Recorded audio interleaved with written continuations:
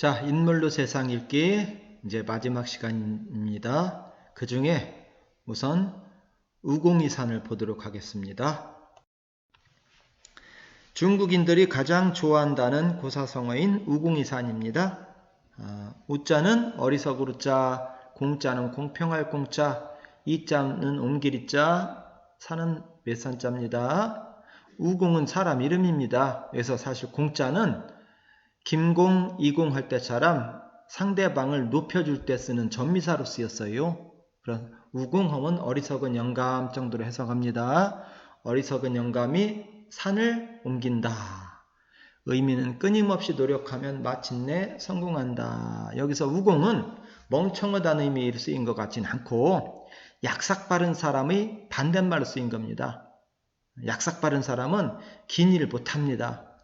우직한 사람이 꾸준히 어떤 일을 해나갈 수 있죠. 자, 첫 번째 장면입니다. 옛날 왕옥산과 태양산이라는 큰 산으로 둘러싸인 곳에 우공이 살고 있었어요. 어느 날 우공이 가족회의를 열었습니다. 자, 모두 모였지. 이렇게 가족회의를 연 것은 너희들도 알다시피 우리 집이 두 산에 둘러싸여서 아주 불편하기 때문이다. 산만 없다면 쉽게 갈 수 있는 곳도 산을 돌아가려면 아주 고생을 해야 한다.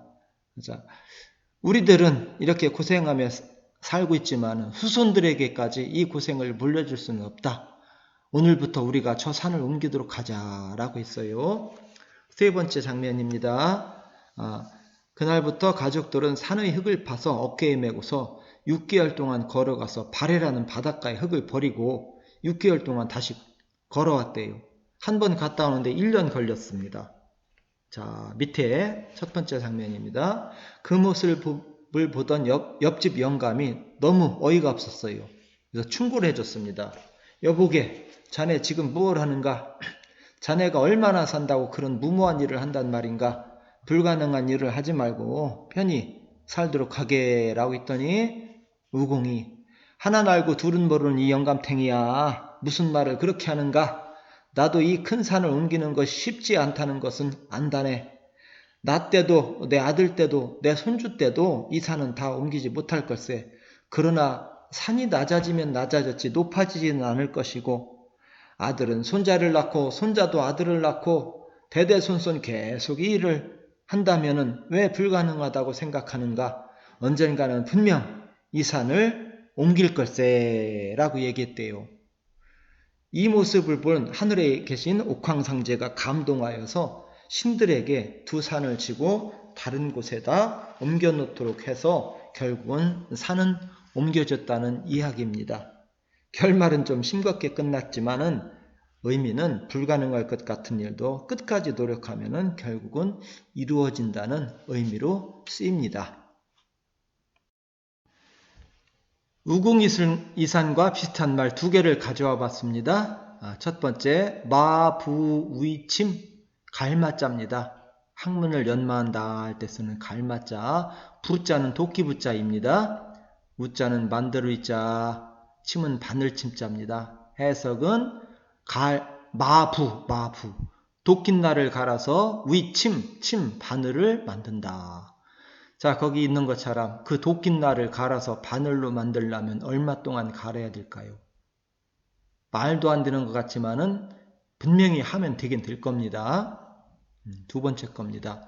우보말리, 소자에다가 걸음보자, 일만만자에다가 거리 단위 리자입니다. 원래 리자는 마을 리자지만은 거리 단위로 쓰입니다. 자, 심리 들어봐죠. 심리 몇 킬로이죠? 심리가 4kg를 심리라고 하죠. 그럼 백리는 40kg를 백리라고 할 겁니다. 천리는 400kg. 우리나라를 삼천리 강산이라고 하죠. 서울에서부터 진주까지 천리, 저 위에 의주까지 천리, 또 동쪽으로 어디까지 천리래요. 그래서 삼천리라고 했다는데 마일리는 얼마일까요? 굳이 마일리는 키로 생각할 거 없습니다. 그냥 먼 거리를 뜻할 때 마일리라고 해요. 말은 뛰어가는 동물이지만 손은 천천히 걸어가는 동물입니다. 천천히 걸어가는 소걸음으로도 쉬지 않고 가면은 마일리를 간다는 의미로 쓰입니다.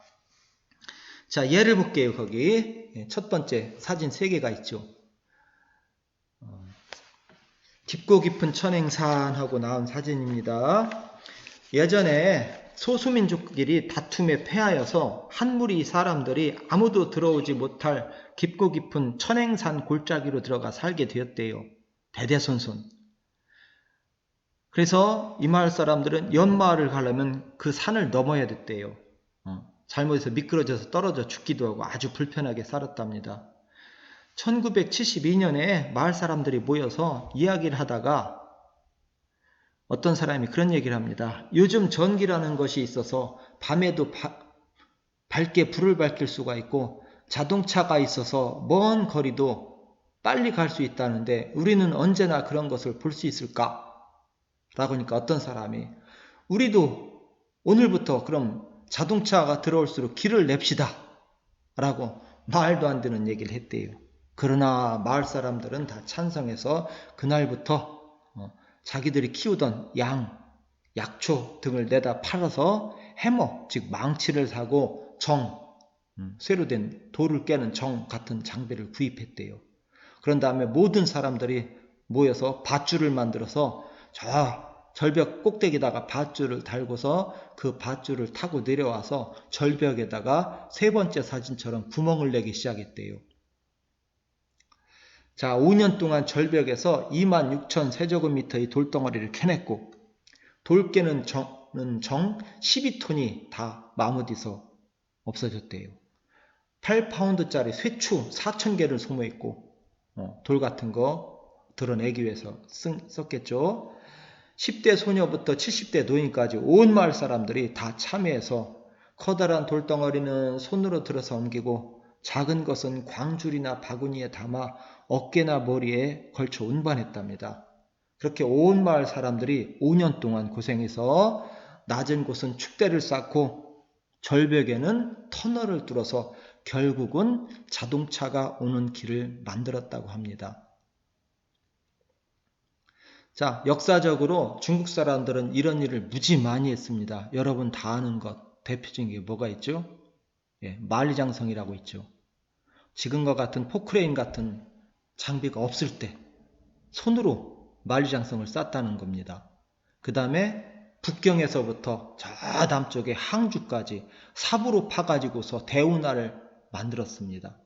이런 일이 중국에는 비일비재합니다. 지금도 이런 일이 많이 있는데 그 중에 한 가지만 거기 들어봤습니다. 그것이 중국의 남수북조 사업이라는 겁니다.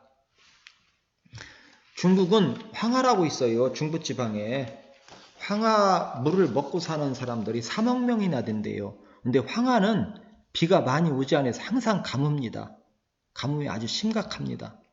남쪽에는 그런데 장강이라고 있어요. 지도에는 양자강이라고 나올 겁니다. 양자강지대는 항상 홍수로 난리를 겪습니다. 그래서 중국 사람들은 양자강의 풍부한 물을 북쪽의 황하 쪽으로 끌어들이자. 이걸 남쪽의 물을 북쪽으로 끌어들이자는 사업입니다. 거기 보면 서부선이 있고 그 다음에 중부선이 있고 동부선이 있는데 동부선 하나만 예를 들면은 길이가 1467km래요. 거기 나온 대로 한라산에서 백두산까지 거리가 945km입니다. 거기에다가 터널을 뚫는데 그 터널 보십시오. 사람 키와 비교해 보십시오. 이런 터널을 뚫어가지고 물을 운반한다고 합니다.